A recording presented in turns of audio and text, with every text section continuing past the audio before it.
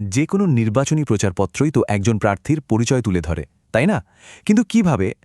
আজ আমরা সৌম্যজিৎ রাহার এই প্রচারপত্রটা নিয়েই একটু কাটাছেঁড়া করব। দেখব ভোটারদের সামনে তার গল্পটা ঠিক কিভাবে সাজানো হয়েছে।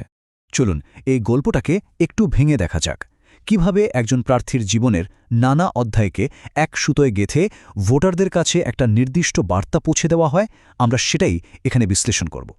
তো যে কোনো গল্পের মতোই এর শুরুটা হচ্ছে একেবারে গোড়া থেকে। চলুন দেখি প্রার্থীর ছোটবেলা আর বেড়ে ওঠার দিনগুলো দিয়ে তার পরিচয়টা কিভাবে তৈরি করা হচ্ছে। এখানে একটা জিনিস খেয়াল করুন, শুধু জন্ম তারিখ নয়, জোর দেওয়া হচ্ছে একটা সাংস্কৃতিক পরিমণ্ডলের ওপর। মানে শুরু থেকেই প্রার্থীর ব্যাকগ্রাউন্ড সম্পর্কে একটা বিশেষ ধারণা তৈরির চেষ্টা করা হচ্ছে। আচ্ছা, এই স্লাইডটা কিন্তু বেশ মজার। কেন বলুন তো? কারণ এখানে শুধু পড়াশোনা নয়, খেলাধুলার প্রতিও তার একটা ব্যাপক আগ্রহের কথা বলা হয়েছে। ক্রিকেট থেকে শুরু করে ডিসকাস থ্রো, এই লম্বা তালিকাটা আসলে তাকে একজন বহুমুখী আর সক্রিয় ব্যক্তিত্ব হিসেবে তুলে ধরার একটা চেষ্টা। বেশ, শৈশবের পর গল্পটা এবার স্বাভাবিকভাবেই তার পেশাগত জীবনের দিকে মোড় নিচ্ছে। আর বোঝাই যাচ্ছে আইনজীবী হিসেবে তার পরিচয়টাই এই প্রচারের অন্যতম একটা মূল ভিত্তি। তার শিক্ষাগত যোগ্যতার এই রাস্তাটা একবার দেখুন। স্কুল জীবন থেকে শুরু করে আইনে স্নাতক, তারপর ক্রিমিনাল আর সাইবার আইনের মতো বিশেষ দিকে উচ্চশিক্ষা। এই তথ্যগুলো ব্যবহার করে তার পেশাগত দক্ষতার একটা শক্ত ভিত্তি তৈরি করা হচ্ছে। ২৪ বছর, প্রচারপত্রটাই সংখ্যাটাকে বিশেষভাবে হাইলাইট করেছে। এটা তার অভিজ্ঞতা আর আইনি জগতে তার লম্বা সময়ের যাত্রাকে প্রতিষ্ঠা করার একটা খুব সহজ কিন্তু শক্তিশালী উপায়। এখানেই আসল কৌশলটা দেখুন।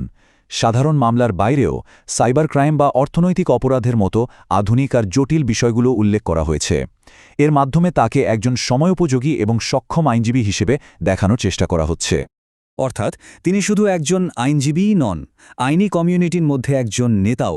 বার অ্যাসোসিয়েশনের সম্পাদকের মতো একটা পদ তার গ্রহণযোগ্যতা আর সাংগঠনিক ক্ষমতার প্রমাণ হিসেবেই তুলে ধরা হয়েছে। কিন্তু গল্পটা এখানেই শেষ হচ্ছে না। প্রচারপত্রটা তাকে শুধু একজন আইনজীবী হিসেবেই আটকে রাখছে না, তার পরিচয়ে আরও দুটো গুরুত্বপূর্ণ দিক যোগ করছে। ১, প্রযুক্তি, আর ২, শিক্ষা। এই স্লাইডটা কিন্তু দারুণভাবে তার দুটো সত্তাকে পাশাপাশি রাখছে। একদিকে ২৪ বছরের অভিজ্ঞ আইনজীবী, আর অন্যদিকে একজন প্রযুক্তি সচেতন ব্যক্তি যিনি সফটওয়্যার প্রোগ্রামিং থেকে শুরু করে আর্টিফিশিয়াল ইন্টেলিজেন্স নিয়েও গবেষণা করেন। এটা কিন্তু বেশ বিরল একটা কম্বিনেশন, তাই না? আর সেই প্রযুক্তি সচেতনতার দাবিটাকে আরও জোরালো করার জন্যই এই তথ্যটা দেওয়া। একটা প্রকাশিত প্রবন্ধের উল্লেখ করে তার দাবিকে একটা বাস্তব উদাহরণ দিয়ে প্রতিষ্ঠা করা হচ্ছে।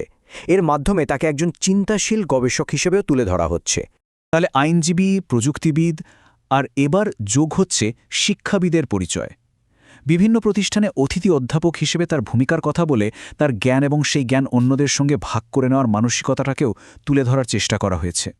বেশ, এতক্ষণ তো আমরা তার ব্যক্তিগত আর পেশাগত দক্ষতার দিকগুলো দেখলাম। এবার প্রচারপত্রটা তার সামাজিক দায়বদ্ধতা আর রাজনৈতিক আদর্শের দিকে আলো ফেলছে। এখানে তার রাজনৈতিক মতাদর্শের উৎস সম্পর্কে বলা হচ্ছে।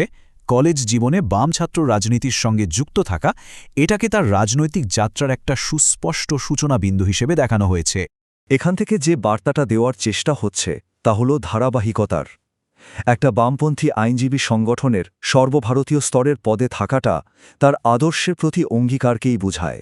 শুধু আদর্শের কথাই নয়, সেই আদর্শকে যে তিনি কাজেও পরিণত করেছেন তার কিছু নির্দিষ্ট উদাহরণও দেওয়া হচ্ছে।